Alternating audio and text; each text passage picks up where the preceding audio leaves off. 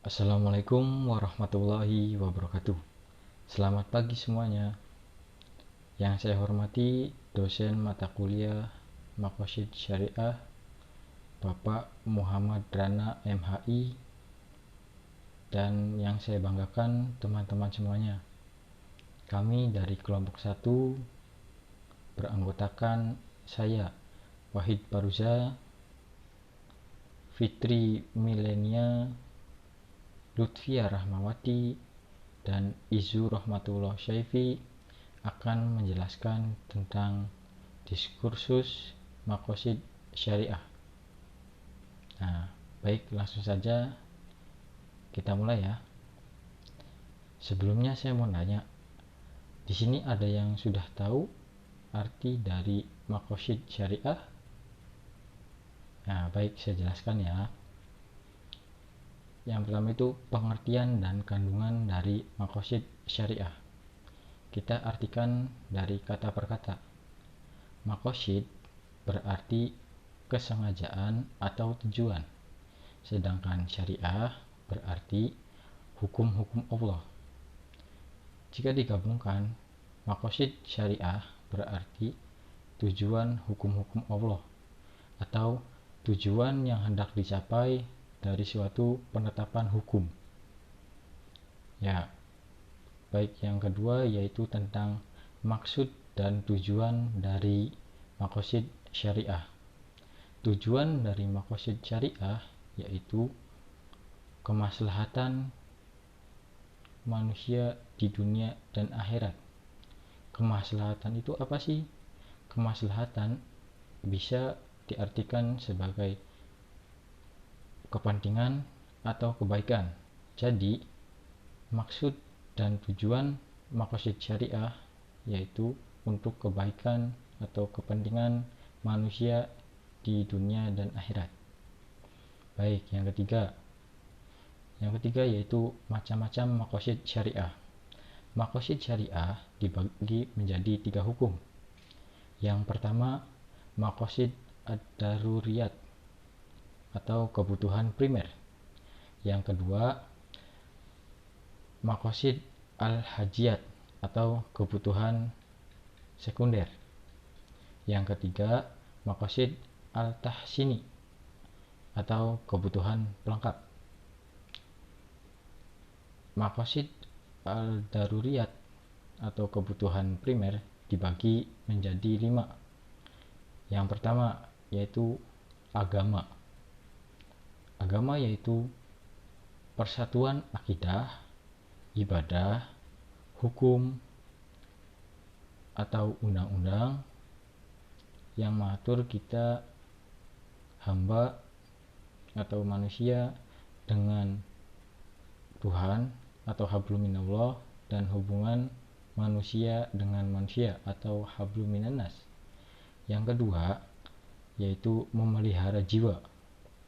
Nah, di dalam Islam kita tidak boleh tidak memanusiakan manusia, kita harus memanusiakan manusia. Nah, itu terbukti dengan larangan kisos atau pembalasan. Yang kedua, diat atau denda, dan yang ketiga, kafarat atau tebusan. Jadi, kita tidak boleh melakukan kisos, diat, dan kafarat.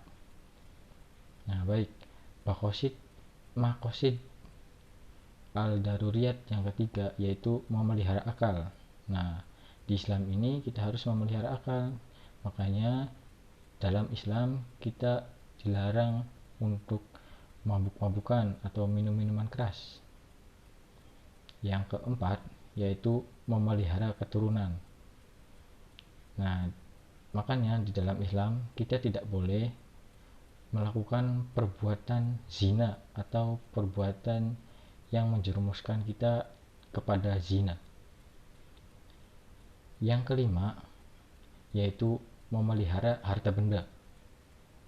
Nah, di dalam Islam ini kita diatur tentang jual beli, tentang sewa menyewa, tentang menggadai barang, tentang harta warisan. Nah, Tujuannya itu agar tidak ada permasalahan mengenai harta benda. Nah, makosid yang kedua yaitu makosid al-hajat atau kebutuhan sekunder. Apa aja sih kebutuhan sekunder? Nah, kebutuhan sekunder itu meliputi ibadah, muamalah, dan ukubah. Apa sih ukubah itu? Ukubah itu tentang pidana. Nah, makosid al-hajat ini berisikan tentang menghilangkan kesempitan orang atau manusia, meringankan beban manusia, dan memudahkan jalan muamalah untuk manusia. Yang ketiga yaitu makosid al-tahsini atau kebutuhan pelengkap.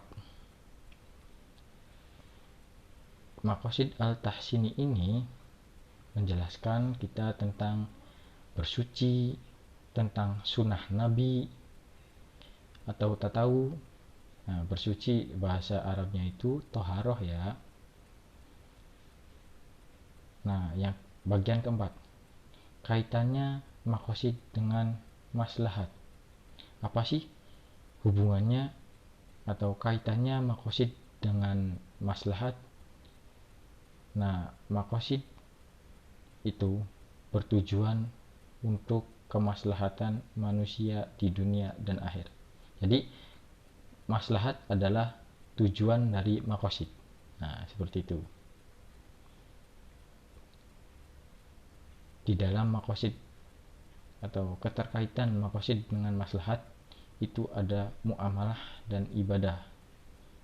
Nah, muamalah ini yang sekarang lebih luas, lebih bisa mengikuti perkembangan zaman dengan pesat.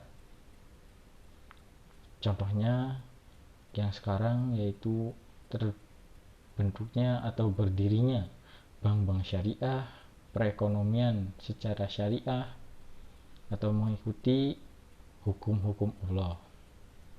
Yang kelima, bagian yang kelima yaitu urgensi mempelajari makosid syariah. Kenapa sih kita harus mempelajari makosid syariah?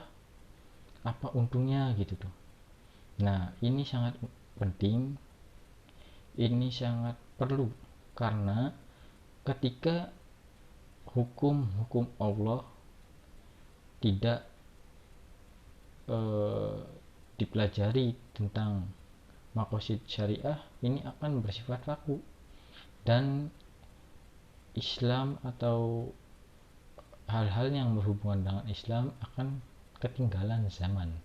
Makanya dari mulai fikih muamalah, regulasi perbankan, keuangan, fatwa, kebijakan, ketika tidak mengikuti dari makosid syariah itu akan bersifat kaku.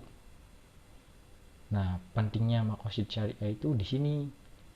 Jadi kebijakan, fatwa, fikih muamalah, regulasi perbankan dan keuangan bisa mengikuti perkembangan zaman dengan tetap mengikuti hukum-hukum Allah atau peraturan dari Allah Subhanahu wa taala.